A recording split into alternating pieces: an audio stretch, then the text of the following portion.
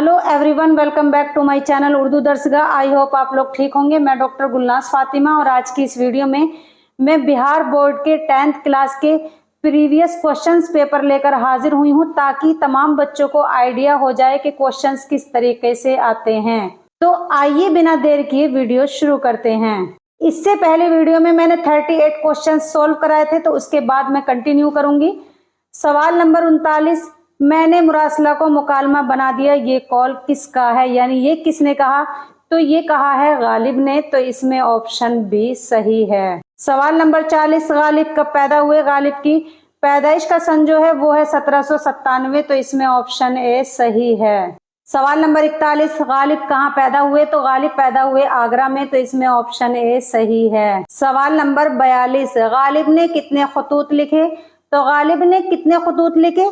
इन्होंने खतूत लिखे 900, तो इसमें ऑप्शन डी सही है। सवाल नंबर 43, गालिब का इंतकाल कब हुआ? तो गालिब का इंतकाल हुआ 1869 में, तो इसमें ऑप्शन सी सही है। सवाल नंबर 44, शहबाज की पैदाइश किस सूबे में हुई?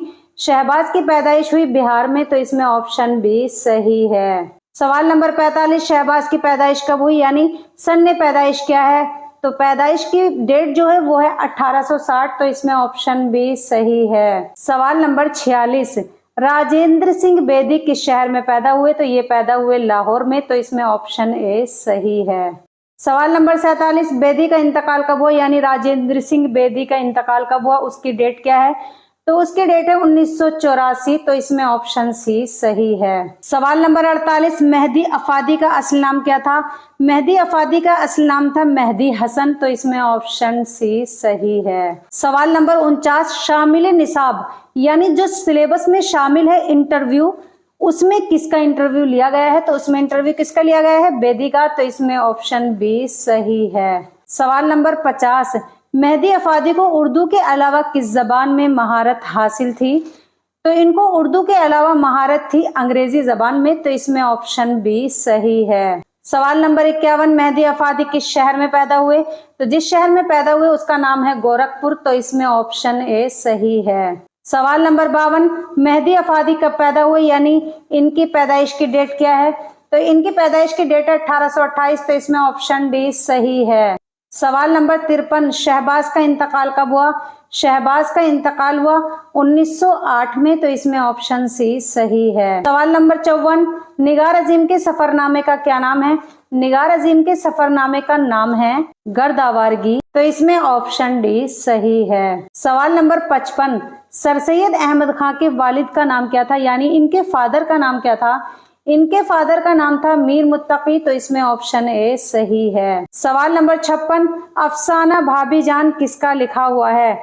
यानी ये जो अफसाना है भाभी जान, इसके राइटर कौन है? इसके राइटर हैं सुहेल अजीम आबादी, तो इसमें ऑप्शन ए सही है। सवाल नंबर 57, फरार किस सिन्फ से ताल्लुक रखता है? यानी ये नॉवेल है, ड्रामा है, दास्तान है या अफसाना है? तो ये है अफसाना, तो इसमें ऑप्शन डी सही है। सवाल नंबर 58, सुहेल अजीम आबादी के बचपन का नाम क्या था? तो इनके बचपन का नाम था मुजीबुर रहमान, तो इसमें ऑप्शन बी सही है। सवाल नंबर 59, लुत्फुर रहमान किस पार्टी के वजीर थे? तो ये वजीर थे राष्ट्रीय जनता दल यानी आरजेडी के।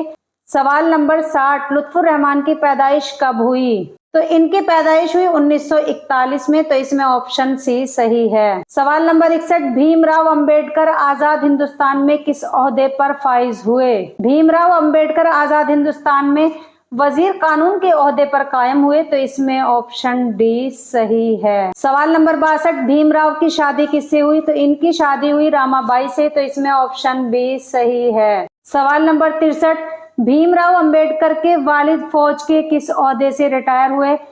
तो ये रिटायर हुए मेजर के ओहदे से, तो इसमें ऑप्शन बी सही है। सवाल नंबर 64, भीमराव की माँ का क्या नाम था, यानी भीमराव की मदर का नाम क्या था? तो इनकी मदर का नाम था भीमबाई, तो इसमें ऑप्शन डी सही है। सवाल नंबर 65, भीमराव की पैदाइश कब हुई, यानी इनकी पैदाइश की डेट क्या है? तो इनकी पैदाइश की डेट है 1891, तो इसमें ऑप्शन सी सही है। सवाल नंबर 66, लुत्फुर रहमान के वालिद का क्या नाम था, यानी इनके फादर का नाम था अब्दुल गफूर, तो इसमें ऑप्शन बी सही है। सवाल नंबर 67, अब्दुल मुगनी की पैदाइश कब हुई? तो इनकी पैदाइश हुई 1934 में, तो इसमें ऑप्शन डी सही है। सवाल नंबर 68, इनमें अब्दुल मुगनी की कौन सी किताब है? उर्दू तनकीद पर एक नज़र, खुशबू, आबे हयात, ये तीनों अब्दुल मुगनी की किताब नहीं है। अब्दुल मुगनी की किताब जो है वो है जादाए इत्दाल, तो इसमें ऑप्शन सी सही है। सवाल नंबर 69, अब्दुल मुगनी ने किस मदरसे में तालीम पाई? उस मदरसे का नाम क्या है? तो उसका नाम है मदरसा शमसुल हुदा, तो इसमें ऑप्शन बी सही है। सवाल नंबर 70, अदब की पहचान किस तरह का मजमून है? तो ये मजमून है यानी किस तरह का है? तनकीदी है, सियासी है, तारीखी है, इस्लाही है, तो ये है तनकीदी, तो इसमें ऑप्शन ए सही है। सवाल नंबर 71, अदब की पहचान किसका मजमून है? तो ये मजमून है अब्दुल मुगनी का, तो इसमें ऑप्शन बी सही है। सवाल नंबर 72, जमीन का दर्जा हरारत 100 वर्षों में कितना बढ़ गया है? तो ये बढ़ गया है 0.75 डिग्री सेल्सियस, तो इसमें ऑप्शन सी सही है। सवाल नंबर 73, कार्बन डाइऑक्साइड गैस में कितना इजाफा हुआ?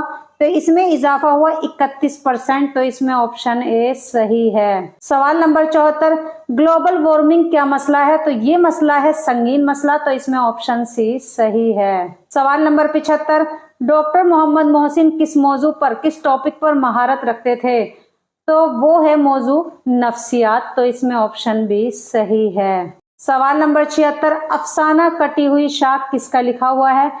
तो इसकी राइटर हैं कमर जहां, तो इसमें ऑप्शन ए सही है। सवाल नंबर 77, बाल ज्ञान कॉन्फ्रेंस सन 2008 में भारत के किस शहर में मुनाकिद हुआ? ये मुनाकिद हुआ दीमापुर में, इसमें ऑप्शन डी सही है। सवाल नंबर 78, क्योटो में ग्लोबल वार्मिंग पर कॉन्फ्रेंस कब हुई? तो इस पर कॉन्फ्रेंस हुई सन 2007 में, तो इसमें ऑप्शन ए सही है। इस वीडियो को इस उम्मीद के साथ खत्म करूंगी कि तमाम सवालात के जवाबात अच्छे से समझ में आ गए होंगे। अगर आप लोगों को हमारी इन तमाम वीडियो से थोड़ा सा भी फायदा हो रहा हो तो आप लोग हमारे चैनल उर्दू दर्सगाह को सब्सक्राइब करें, और अगर मुझसे कोई गलती हो जाती हो तो प्लीज मेरी इस्लाह जरूर करें और अपना फीडबैक याद से जरूर दें। मुझे आप लोगों के फीडबैक का इंतजार रहता है। नेक्स्ट वीडियो में फिर हाजिर होंगी इसके बाकी क्वेश्चंस लेकर। तब तक आप लोग अपनी तैयारी अच्छे से करते रहें और खुश रहें। अपना ख्याल रखें। अल्लाह हाफिज।